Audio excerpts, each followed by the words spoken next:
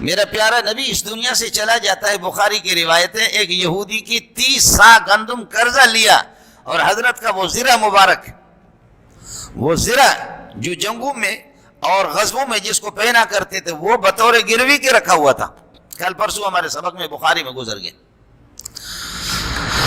ہے. وَدِرْعُهُ مَرْهُونٌ بِثَلَاثِينَ سَاعًا، 30 سا گندم کے مقابلے میں اللہ کے نبی بھی قرض دار. اس کی مرضی ہے. ہندوؤں کے درجنوں کی درجن اولاد لگے ہوئی ہے، سکھوں کے، لیکن اللہ آپ کا بھلا کرے. کیا ہے؟ نبی کی 100 سال ہو گئے، فریاد کر رہا ہے، راتوں کو اٹھ رہا ہے، پروردگار میری کوئی پراپرٹی تو نہیں ہے، بیٹا تو دے دے جو علوم نبوت کو، آسمانی علوم کو سنبھالے. 100 سال کے بعد اس کو اللہ پاک بیٹا حضرت یحییٰ عطا فرماتے ہیں. اللہ کی مرضی ہے جی. کوئی ذات تو ہے پاکستان میں بھی دیکھو جو مالدار ہے، کسی کے 2 بچے، کسی کے 3 ہیں، جو کنگلے قسم کے، کسی کے 12، کسی کے 13، اور کسی کے 15، کسی کے 16 ہے.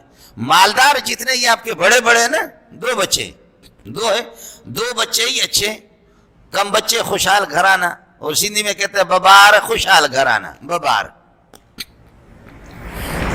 یہ ببار والا جن کا اللہ آپ کا بھلا کرے. مثلا یہ سندھ کی ساری زمینیں اللہ آپ کا بھلا کرے، یہ تو سب سندھیوں کی تھی، لیکن ابھی سندھی کچھ ہے ہی نہیں ہے سندھ میں، سارے کے سارے پٹھان اور بلوچی آ گئے. سندھی ابھی آٹے کی طرح ہے، آٹے میں نمک کی طرح، نمک.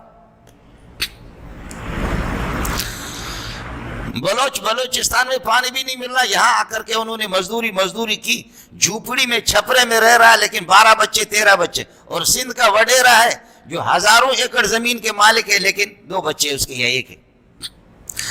یہ ہے ہی نہیں، ان کو بچے پیدا کرنے کا سلسلہ ہی نہیں ہے. یہاں تو مسئلہ یہی ہے. اب اتنے زیادہ بلوچ ہے، اتنے زیادہ سندھ میں بلوچ ہے، اتنے زیادہ پٹھان ہے کہ سندھی ان کے مقابلے کچھ بھی نہیں ہے.